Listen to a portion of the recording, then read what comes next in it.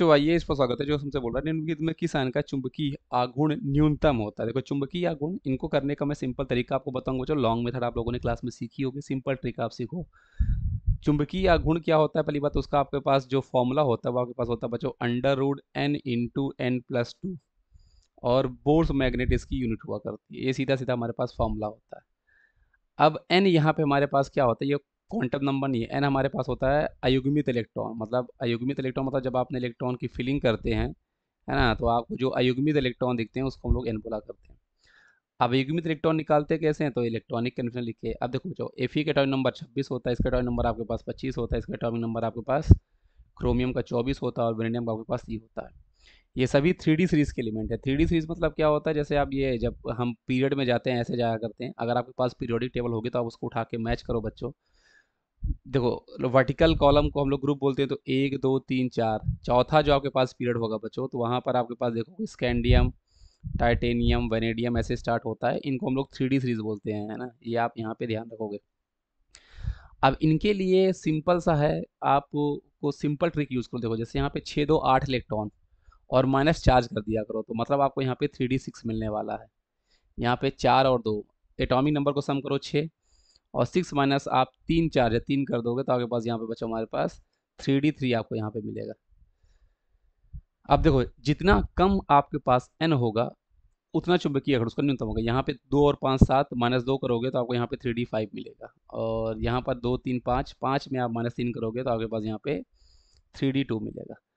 तो यहाँ से आप देख सकते हो बच्चों, सबसे कम n की वैल्यू आपको इसी मिलेगी। क्यों? क्योंकि जैसे d जो होता है, d में होते हैं 5 हमारे पास कक्षक है, 1 2 3 4 और ये 5। आपको 2 इलेक्ट्रॉन भरने हैं तो 1 2 भरोगे तो मतलब आपको यहाँ पे 2 ही अयुग्मित इलेक्ट्रॉन देखने को मिल रहे हैं, जो कि सबसे कम है। क्रोमियम में 3D3 है, तो यहाँ पे ऑब्वियस बात है डी में आप देखोगे तो 1 2 3 4 5 कक्षक हमारे पास होते हैं।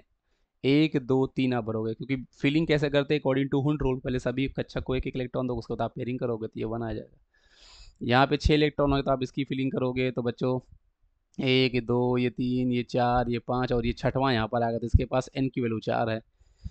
n की वैल्यू सबसे ज़्यादा आपके पास बच्चों यहाँ पर होगी, जो कि 5 होगी, क्योंकि पांचों युग्मित हो जाएंगे। तो यहाँ पर हमारे पास 2 है, तो यही हमारे पास क्वेश्चन का सही जवाब हो जाएगा।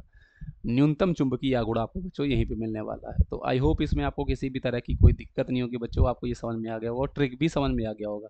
3D सीरीज के लिए ये काम करता है। आप क्या करो कि एटॉमिक नंबर का सम करके वो कर दो यहाँ, और इलेक्ट्रॉनिक कन्फर्मेशन लिख के देखना है तो मैं आपको वेनेडियम को बता देता हूँ। जैसे वेनेडियम का 23 है, तो इसका इलेक्ट्रॉनिक कन्फर्मेशन आप जब लिखोगे तो ये आपका 1s2 आएगा, 2s2 आएगा, 2p6 आएगा, फिर आपके पास ये 3s2 आएगा, 3p6 आएगा।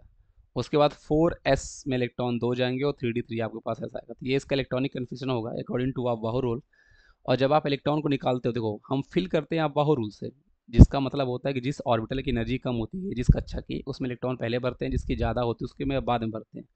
लेकिन इलेक्ट्रॉन को निकालना जब होता है तो आप आउटर मोस्ट निकालो। जैसे आपको यहाँ पे वेनेडियम 3+ है ना, तो वेनेडियम 3+ है, मतलब आपको अब इलेक्ट्रॉन निकालना है तो पहले आउटर से निकालोगे। 2 इलेक्ट्रॉन आप यहाँ से निकालोगे, 1 इलेक्ट्रॉन यहाँ से निकालोगे, तो आपको तब जाके 3D2 मिलता है। ये वाले तो कम्प्लीटली फिल्ड हैं, है ना, क्योंकि ये आर्गन का दिखा रहा है। तो आर्गन तक तो वैसे भी नोबल गैस तो वैसे भी कम्प्लीटली फिल्ड होता है। तो आई होप आप इस चीज़ को समझ गए होगे। इलेक्ट्रॉनिक कन्फिग्रेशन आपको लिखना आना चाहिए इन क्वेश्चन को सॉल्व करने के लिए। Thank you.